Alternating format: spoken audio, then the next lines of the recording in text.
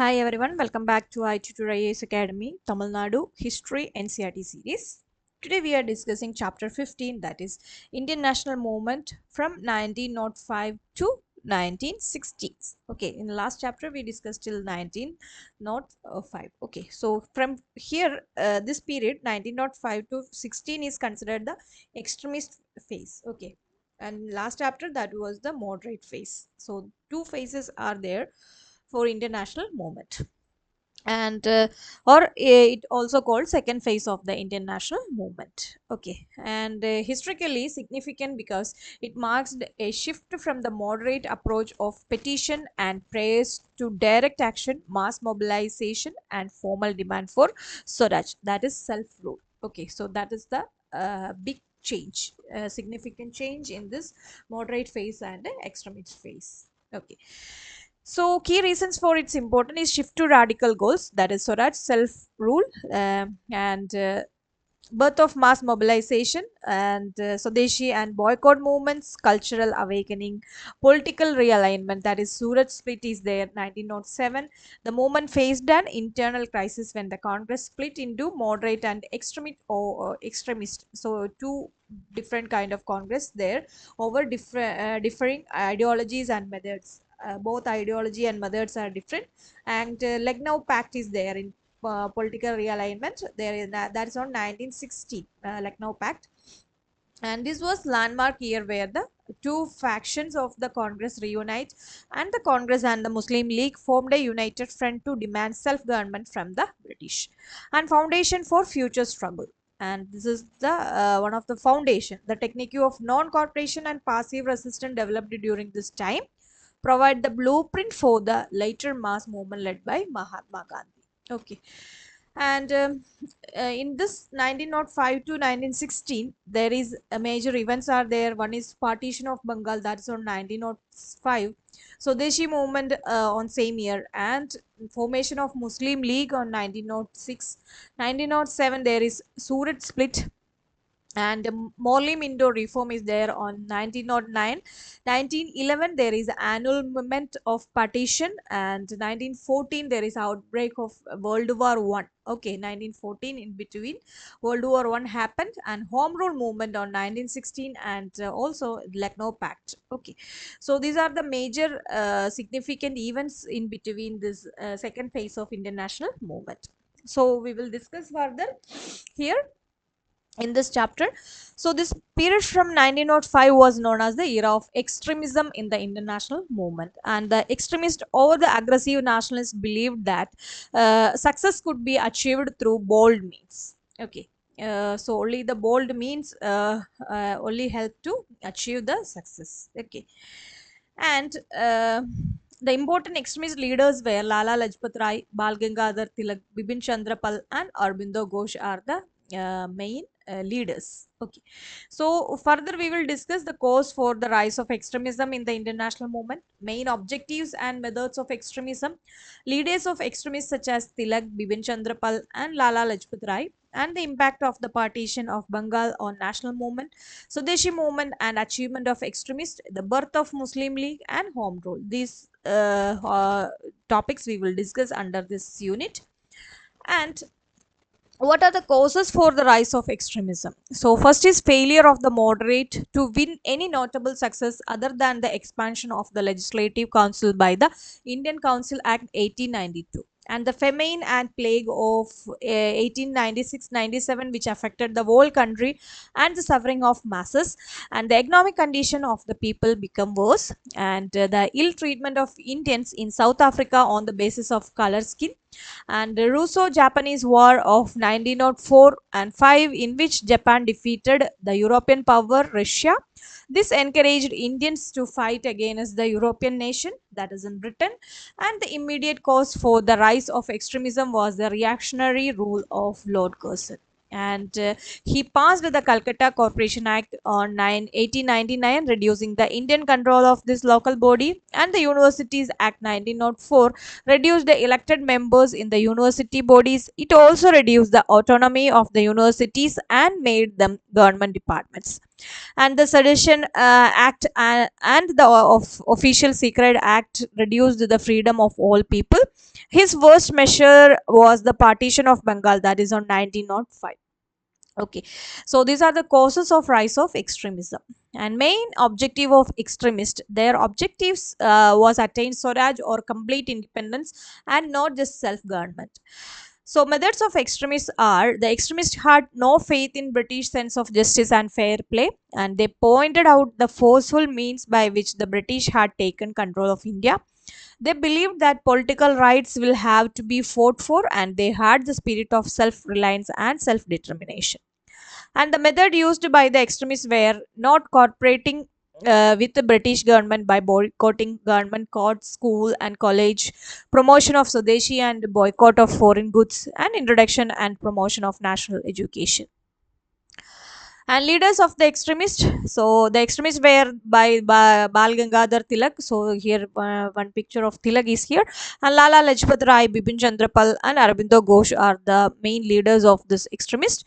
And Bal Gangadhar Tilak is regarded as the real founder of the popular anti-British movement in India. He was known as Logamanya. So Logamanya Tilak, he attacked the British through his weeklies, that is the Maharata and the Kesari. And he was jailed twice by British for his nationalist activities, and in 1908 deported to Mandalay for 6 years.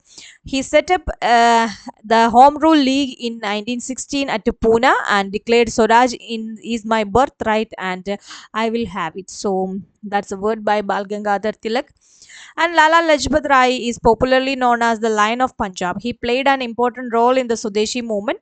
He founded the Indian Home Rule League in the US in 1916, and he was deported to Mandalay on the ground of sedition. He received fatal injuries while leading a procession against Simon Commission and died November 17, 1928. So this is Lala Lajpat Rai. And Bipin Chandrapal began his career as a moderate and turned an extremist.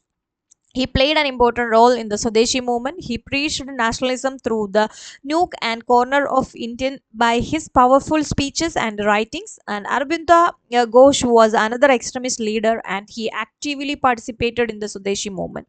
He was also imprisoned. After his release, he settled in the French territory of Pondicherry and concentrated on spiritual activities. And partition of Bengal and the rise of extremism. The partition of Bengal in 1905 provided a spark for the rise of extremism in the Indian national movement. Curzon's real motives were to break the growing strength of Bengali nationalism, since Bengal was the base of Indian nationalism, and to divide the Hindu and Muslim in Bengal, and to show the enormous power of the British government in doing whatever it liked.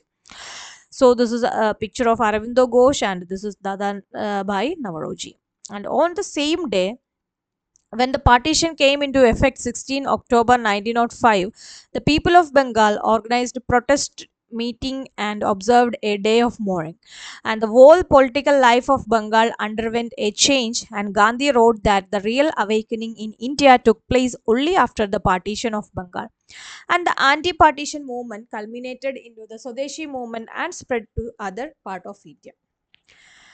And the aggressive nationalist forced Dadabhai Navroji to speak of Swaraj, which was not a moderate demand. In the Calcutta session of Congress in 1906, they adopted the resolution of boycott and Swadeshi, and the moderate congressmen were unhappy, and they wanted Swaraj to be achieved through constitutional methods, and the difference led to split in the Congress at the Surat session in 1907.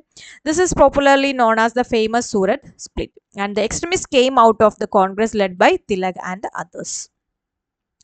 Swadeshi movement. The Swadeshi movement involved programs like the boycott of government service, courts, school, and colleges and the foreign goods, promotion of Swadeshi goods, and promotion of national education through the establishment of national school and college, and it was both a political and economic movement.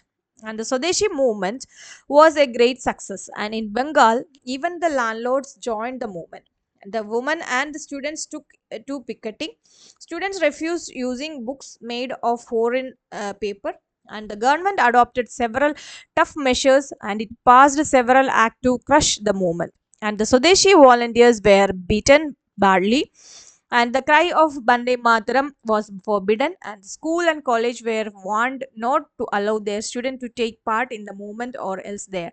So aid would be stopped. Some Indian government employees lost their jobs, and extremist leaders Bal Gangadhar Tilak, Lala Lajpat Rai, Bipin Chandrapal and Aravindo Ghosh were imprisoned and deported. So that is about Swadeshi movement. And what are the achievements of extremists?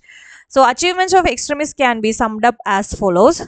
First of all, they were the first to demand Swaraj as matter of birthright, and they involved the masses in the freedom struggle and broadened the social base of the national movement. They were the first to organize an all India political movement, the Swadeshi movement. And the formation of Muslim League on 1906. In December 1906, Muslim delegates from all over India met at Decca for the Muslim Educational Conference. Taking advantage of this occasion, Nawab Saleh Mullah of Decca proposed the mere setting up of an organization to look after the Muslim interest, and the proposal was accepted. The All India Muslim League was finally set up on December 30, 1906. Like the Indian National Congress, they conducted annual sessions and put their demand to the British government. And initially, they enjoyed the support of the British. Their first achievement was the separate electorate for the Muslim in the Minto Morley reform. So that is formation of Muslim League. And the Lucknow Pact 1916. During the 1916 Congress session at Lucknow, two major events occurred. The divided Congress became united. An understanding for joint action against the British was reached between the Congress and the Muslim League, and it was called the Lucknow Pact. So, joint section of Congress. The signing of the Lucknow Pact by the Congress and Muslim League in 1960 marked the important step in the Hindu-Muslim unity. And Home Rule Movement 1916. Two Home Rule Leagues were established, one by B.G. Tilak, Bal Gangadhar Tilak at Pune in April 1916, and the other by Mrs. Annie Besant at Madras in September 1916. The aim of the movement was to get self-government for India within the British Empire. It believed freedom was the natural right of all nations, and moreover, the leaders of the home movement thought that India's resources were not being used for her needs. And the two league cooperated with each other as well with the Congress and the Muslim League in putting their demand for the home rule. While Tilak's movement concentrated on Maharashtra, Annie Besant's movement covered the rest of the country, and the Home Rule movement had brought a new life in the national movement, and there was a revival of Swadeshi. Women joined in larger numbers. And on 20th August 1917, Montagu, the Secretary of State in England, made a declaration in the Parliament of England on British government's policy towards future political reform in India, and he promised the gradual development of self-government institutions in India. This August declaration led to the end of the Home Rule movement. Okay.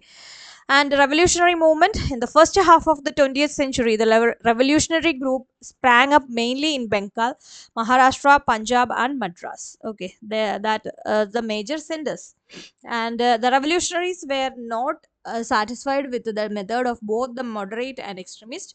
Hence, they started many revolutionary secret organizations. In Bengal, Anusilan Samiti and Jugandar were established. In Maharashtra, Savarkar brothers had set up a Abhinav Bharat, and in Madras presidency, Bharat Mata Association was started by the Nilakanda Brahmachari.